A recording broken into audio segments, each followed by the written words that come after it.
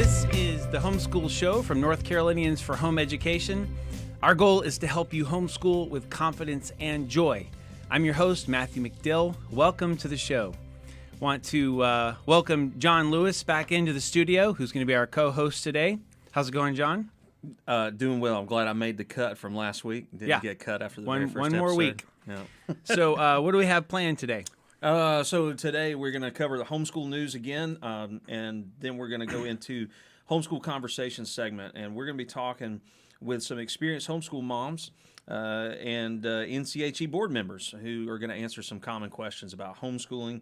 And then we're going to do the homeschool reality moment, where we take a peek into real-life homeschool situations, and we hear from you guys.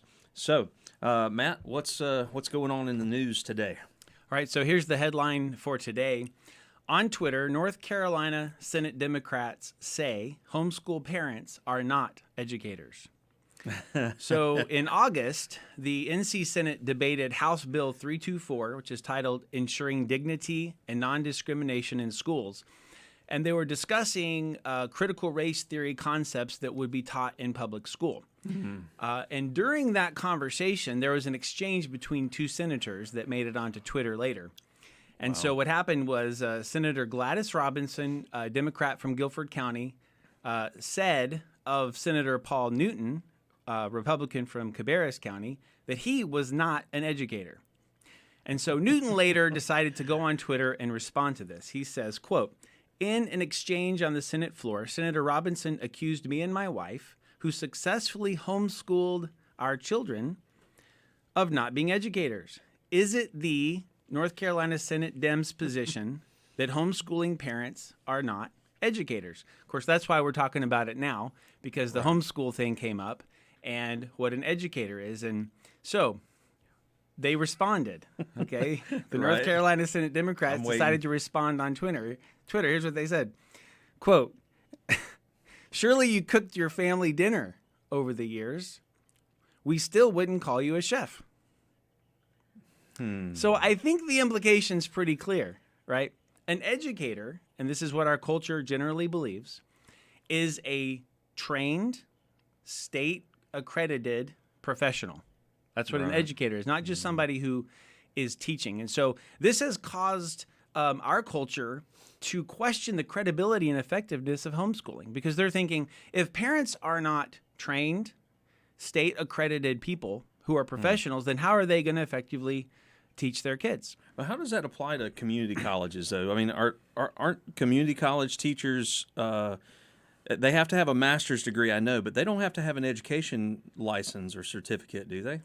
I don't know. I don't think they do. I think there are a lot of ways we could go with and how even does this hold up. Well, right? and I'm a former public school teacher, so even in public school, I know that you can do what's called a lateral entry. I have a friend in Greensboro, Guilford County, who's doing that right now. He's teaching public school, and he went in lateral entry, which means he has no teaching certificate and no training in education, but they gave him the job with the understanding he's got so many years to get the certificate. So, well, I think the most important question for us is, can we at this point in the homeschooling movement history compare the effectiveness of homeschool parents teaching and public school teachers? Absolutely. And we can do that right now. Yeah. And so I would like to just share this research. Dr. Brian Ray from the National Home Education Research Institute did a nationwide study in 2010 of the academic achievement and demographic traits of homeschool students. In this nationwide study, over 11,000 homeschool students, of over 11,000 homeschool students scored on average over 30 percentile points higher than public school students on standardized academic achievement tests. And it gets worse. For the purposes of this discussion, it is important to note that 89% of the homeschool parents in this study had never been state certified teachers. In fact, homeschool students who had parents who had never been certified teachers scored slightly better than the students for whom either parent had been a certified teacher.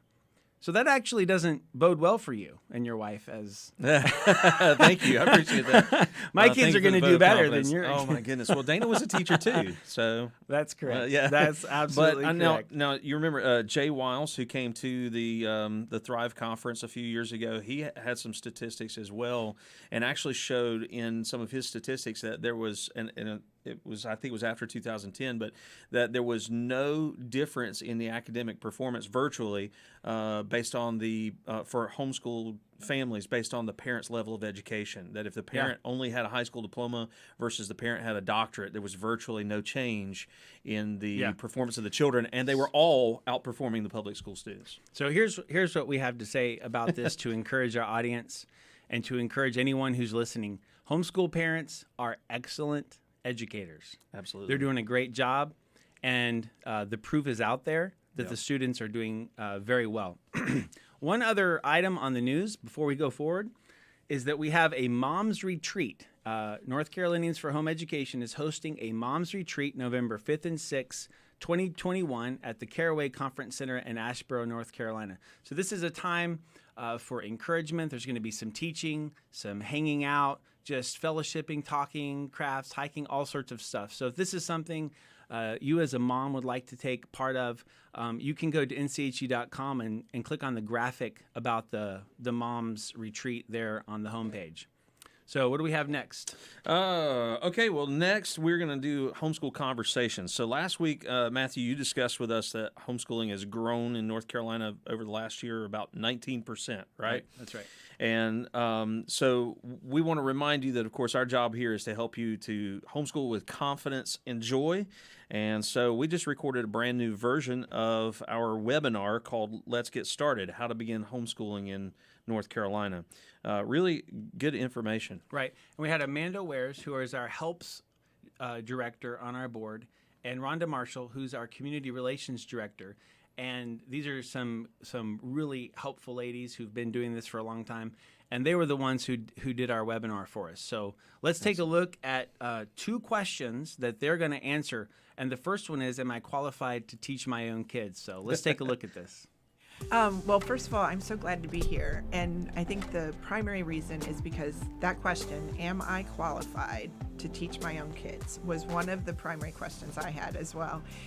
And I just think it's really important if you're a new homeschooler or you're just beginning, that everyone feels that way. Everyone feels overwhelmed. And frankly, I was scared. I'm just going to be real when I started this journey.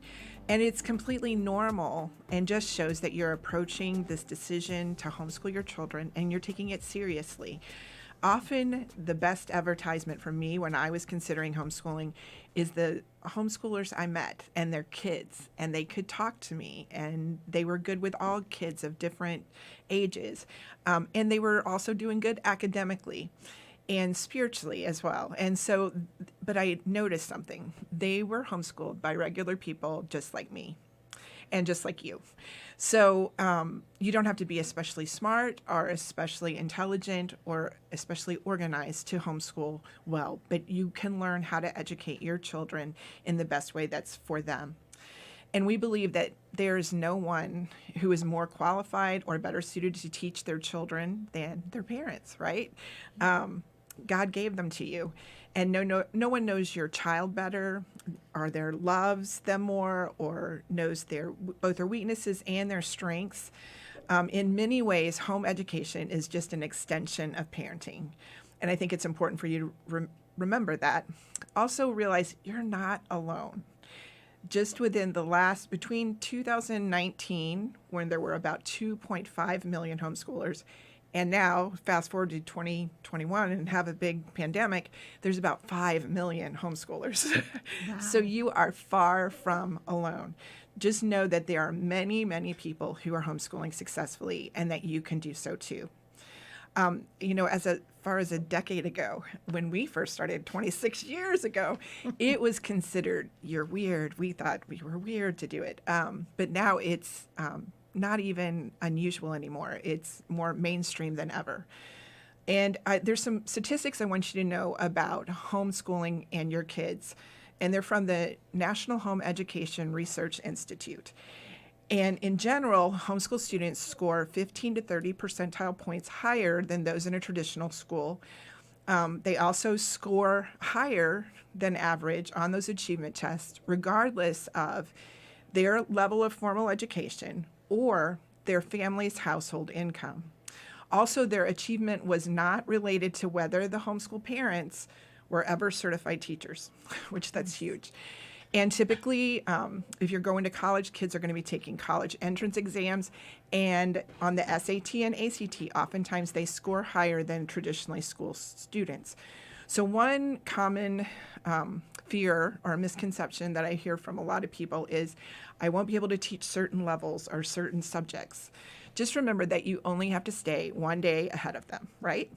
And many of us are learning or relearning right along with our kids. And that's okay. You're having fun and learning with them. Also know that there's so much curriculum now that is scripted, so you can use that if you need more help. There's also DVD curriculum and online curriculum, and also enrichment classes and tutorials that you can utilize to help you feel successful and know that you are certainly qualified to teach your kids. That's awesome. So next, what are the legal requirements for homeschooling in North Carolina? So it's really important first to know that in North Carolina, we are not under the Department of Public Instruction at all. We're under a whole separate department, the Department of Non-Public Education. So that's first. Second, North Carolina compulsory attendance age is age 7 to 16. Okay. So if you have a 5 or a 6-year-old and you're wanting to homeschool, you're good. That's all you need to do. You don't need to, unless they've already been to school, then you do need to withdraw them formally. But as far as the Department of Non-Public Education goes, you don't need to do anything formal with them until your child reaches that 7-year-old limit. So first, you have a 7-year-old or above and you want to open your own homeschool. What do? So you go to the Department of Non-Public Education website, and it's real easy. You go on there, you click on homeschool, and then you click on open a homeschool. Do a notice of intent. That's what you're going to do. So whenever you do your notice of intent, the first thing that you have to do is name your homeschool. Now, you wouldn't think that this would be a hard thing to do, but it's a little intimidating to think about, oh, I have to name my homeschool. My only piece of advice is, even if you're only planning on homeschooling for this year, think about just maybe the future. You might want a name that will sound good on those college, high school transcripts. You might want a name that'll look good on the high school diploma, because while Fluffy Bunny Academy sounds really cute right now, it's not going to be so cute whenever your sweet little Sally or Jimmy is going off to college. So think about that. So you name your homeschool. Next, you have to choose if your homeschool is going to be religious or not religious. Now, this is just left over from the private school law. It's purely statistical. I know plenty of people who are religious that choose not religious on the form. It doesn't affect your homeschool at all. So you just have to do that. Now, once you send in the form, they are going to ask you to provide your proof of at least a high school diploma or higher. A GED is also okay. So you'll upload your high school diploma, your college diploma. If you can't find your diploma, like me, then you can use a transcript. That's okay. That's what I did. Once you upload that and they have your proof, they'll send you a confirmation that says, yes, you are a legal homeschool in North Carolina. Once you have that proof, keep that forever. That's how you know you're all good to go. So you've submitted your notice of intent. You're an official homeschool. Yay. Now, yay. Now, what do? North Carolina is a really easy state to homeschool in. There's only a few steps that we have to follow the law. first, we have to take attendance. Now, I don't know about you, Rhonda, but in my house, I always thought this was kind of a funny requirement. Like, I would look around and say, yes, these children are still here. Check. Yes, they are. They are here. I know some people that use that requirement to check off the days that they actually do book work for school. In my house, every day my kids were there, and I thought they were learning every day. So my attendance form looks like a calendar with every day checked off. That's really up to you. Next, after we take attendance, you have to operate your homeschool on a regular basis 9 months of the calendar year. Now, there's a lot of freedom within that requirement of what that looks like in your homeschool. Okay, so you might only school 4 days a week. You might only do a certain amount of subjects. It's really up to you. Just keep in mind, on a regular basis, 9 months of the calendar year. All right, so attendance, operate your school. Next up is immunization records. So you have to keep on file at your home school, you keep on file immunization records or the appropriate exemption form. If you don't immunize, you can have a letter of exemption. Just keep that on file. Now, last but certainly not least of the requirements of the law, we have to give a nationally normed standardized test every year.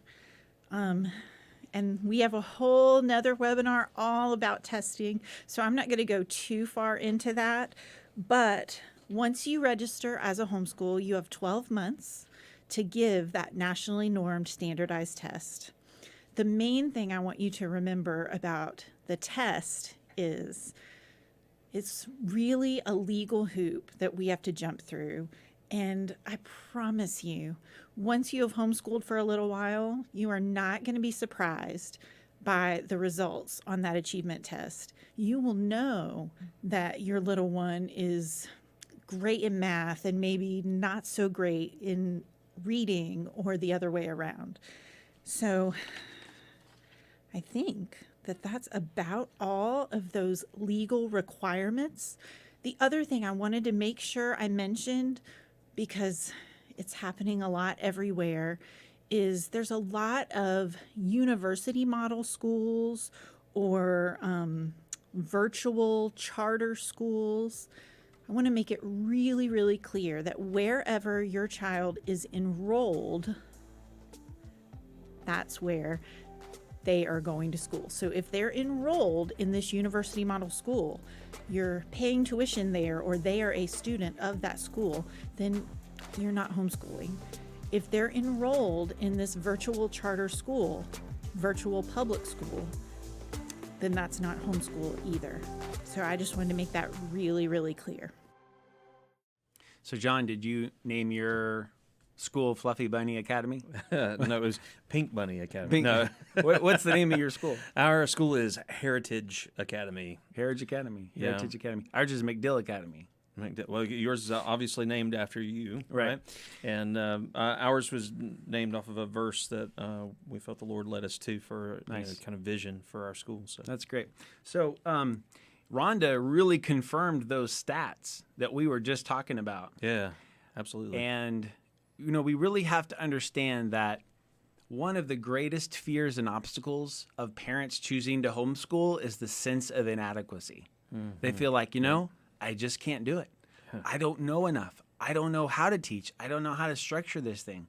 And so we just want to encourage you so much today, from hearing what Rhonda had to say and what we were sharing before, that you can homeschool your kids, and you have the ability to do it. And we're here to help you do it. Was there anything else that stuck out to you from the video there, John? As Rhonda and Amanda were talking, I was thinking about two things in particular. One is that this idea homeschooling, to me, originates with the concept of discipleship. We see this in Deuteronomy chapter 6.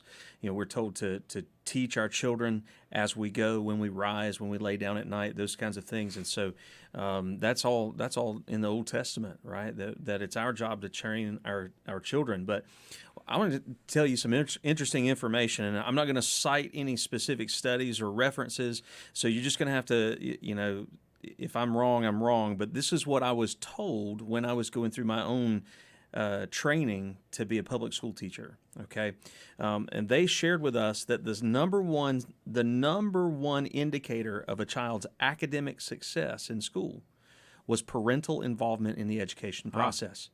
And I find that interesting, that going through my training to be a public school teacher, that they told us the number one indicator of a child's academic success is parental involvement. And they were saying that this is why we should be, making sure we communicate and engage with the parents. And I find it interesting that these same people are now saying, well, you're not really educators, and according to your own studies, it doesn't matter if you do anything as long as I, as a parent, are involved in my kids' academics. So interesting. Yeah, that's great. Really interesting. So, well, we want to let you know that you can find this webinar on nche.com.